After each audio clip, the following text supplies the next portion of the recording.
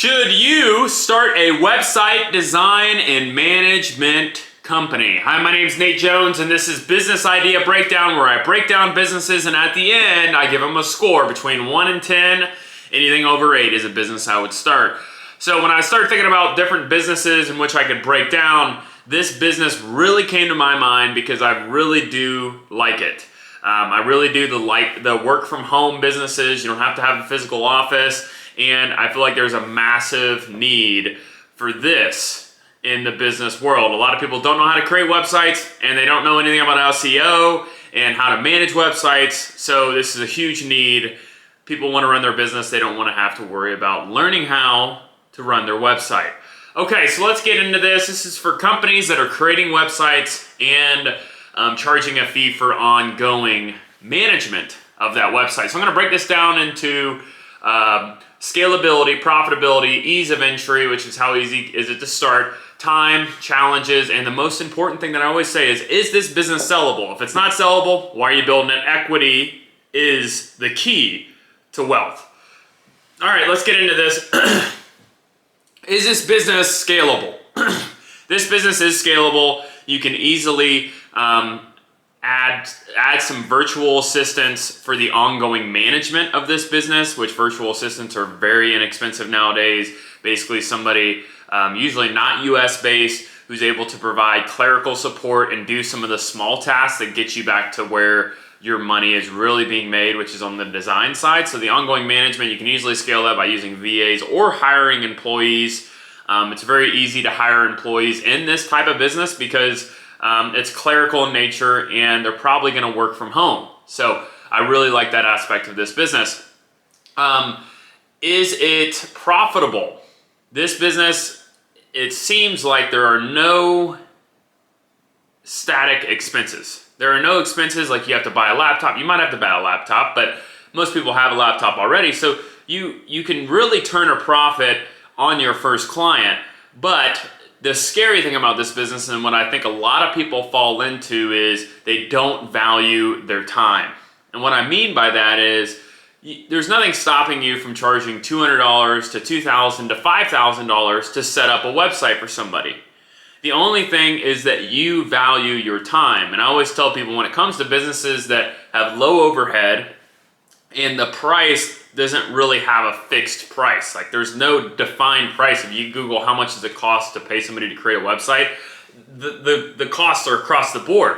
So there is no generally accepted price as there is for if you had a mattress company. There's, a range of how much you could sell a mattress for. But for this type of business, it really depends on what you're worth, right? You don't want to do things so cheap that you're basically making $5 an hour creating someone's website. So I always say time is money. Make sure that you value your time because this will be profitable from the beginning. The biggest thing is how profitable do you want it to be? What is enough for you? And I always say for this business, for profitability, I love subscription-based businesses. So what I would suggest is that you have different levels, different tiers of subscription levels. So for $200 a month, we do this, this, and this. For $500 a month, we do this. For $1,000 a month, the gold plan, we do this, this, and this. So have those things mapped out. Have them different options. I would say no more than 3 to 4 options for your subscriptions on a monthly basis. And from the beginning, no more than 3 or 4 options for them to pick on what they want on their website design. That will help your profitability as well. Gives people options, and a lot of people want to go for the best option. So always put a price out there that you think is way too expensive, and people will choose it. Okay, so how easy is this business to start? Very easy to learn how to design a website. There's platforms like Wix, Squarespace, WordPress. Very easy for you to learn how to design it and how to manage it, which managing it is making sure the pages are up to date and all that information. The biggest thing that's going to be hard for people to learn initially is the SEO. SEO is search engine optimization. And what search engine optimization is, when you Google website design Virginia, website design Texas, does your website show up in the Google search at a high level? Because if it doesn't, and it's on the 17th page, no one's going to the 17th page to find your business. It's a fight for who wants to be on the top page. So you want to have content on your website And I know this because I built the website for our company, and it was a long, crazy process. I learned so much, but SEO is the most important thing. We get so much business just from our website, from people finding us online nationwide. I own an insurance agency, so buying insurance from me nationwide that I've never met, never made a relationship with, but they found us online. So SEO is huge, and learning that is a little bit longer of a process, but if you can learn it and you can help businesses out, there's a ton of money to be made in SEO. Time, how much time does this require? I think the thing I like about this business is that you can scale it to where you're comfortable. So as your time gets taken away from the managing the websites and creating websites, you can scale it to a point where you're like, okay, this is becoming where I'm gonna have to hire somebody. Maybe you don't wanna hire somebody. Maybe you just wanna build it to where you're making good money. But if you do wanna hire somebody, I would say your time's gonna be taken away, and then you have to delegate, and you're gonna constantly be toying with, do I need to hire somebody? Do I not need to hire somebody? But you can design it the way you want it. And the management, I think the biggest part of this business that's gonna take a lot of your time is the initial onboarding phase. So you're designing someone's website and creating it for them to use. And then the ongoing management, maybe writing articles for them, doing blog posts, doing ongoing SEO, may not be as long as the initial phase. So as long as you're evening out how many people you're onboarding and how many people you're managing, you can really back into how much time it's requiring you to manage this business. Some of the challenges that I see in this business is client acquisition. That's every business. Every business has to have sales. They have to have people that know about their product and that they're going to buy from the product. So for this business, I think making sure that you get clients through social media, getting clients through cold calling. I love cold calling. Cold calling is the silver bullet to any client acquisition. And getting your name out there for websites, maybe reaching out to current websites that are current companies that have not so great websites. But client acquisition will be the hard part. And another thing I thought about was the stickiness of the ongoing management, right? If I'm a business owner and I'm paying you $500 a month for ongoing management of my website, I better be getting leads from that website. I better be getting sales from the website. Because if I'm not, if my business is not showing up on Google search, and you're telling me that this SEO is, and sometimes it does take 6 to 9 months to show up on Google, but if you do not have results, eventually that stickiness of the ongoing management is going to go away. So I think this business is going to be hard because a lot of people want to see results on their website and Google search right away, when that's not how it works. If you are a painting company and you want to be the painting company near me in your hometown, it's going to take 6 months after you create that website page for that page to show up on Google search, because that's probably a highly competitive word. So for you to rank, you have to do all these things over a time period, and then it pays off down the road. So I think that's going to be a hard thing to tell somebody, hey, stay on the ship, don't jump the ship, because we're almost there, when they're paying $500 a month and they're not seeing a return on investment. So I think the ongoing reoccurring revenue could be in jeopardy in this business, and that kind of scares me. From a sellability point, can you sell this business? I think there's two types of website design businesses.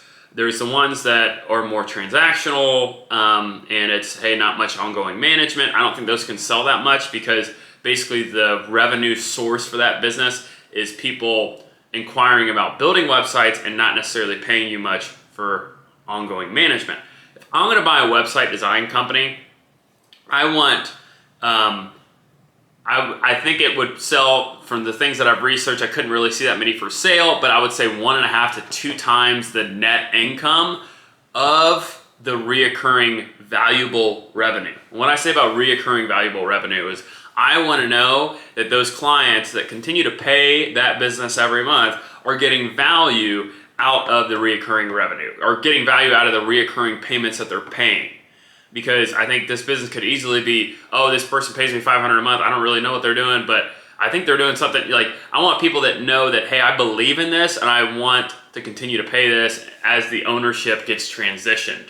So this business, I don't know if it's that sellable, but I think you can sell it if you build that value with your client base. Because me personally, that's what I look at. Okay, what's the stickiness of that recurring revenue? What am I buying? How is the revenue coming in? Are people using your website to find you through SEO? how much can I count on that moving forward? Because if I'm buying 2 times the net income, then, you know, I got to make sure I get my money back and make money off this business. So the sellability point, a little wishy-washy, but there is a road to value, to equity there. My score for this business, I put 8.1. I put 8.1. Anything over 8 is a business I would start. I put 8.1 because I really believe that I like the characteristics of this business. I can operate it from wherever. I can operate it on a continued basis with recurring revenue. If I build the value, I can easily hire virtual assistants or employees and I think I'm gonna be able to scale for a long period of time before I even have to do that. And I do like the sellability of it. I feel like I could build value in there with the current clients and continue to offer more in existing products in which I can help them with their business on the marketing side. So I really do like this business. This is a business I would start. I think there is a massive need for small businesses to have a website that actually does something. So many business owners, they have a website, but it doesn't show up in search and it doesn't show up on SEO. You know, everybody is buying things or finding things on the web today. They're wanting to find products, they're wanting to find people for services. If you don't show up, nobody knows about you. The word of mouth is still the best thing in business, but if you can grow with word of mouth and grow with having a website that's showing up and introducing you to strangers, that's the best way to grow. So I really do believe in this business, and it is a business I would start. I don't think I would start it right now. The plate's full, but this is definitely one on my top 5 list of businesses that I would start. So comment below and subscribe. I'm going to be posting tons of videos reviewing businesses. Let me know if you have a business that you want me to review. Be happy to do so. Thank you so much.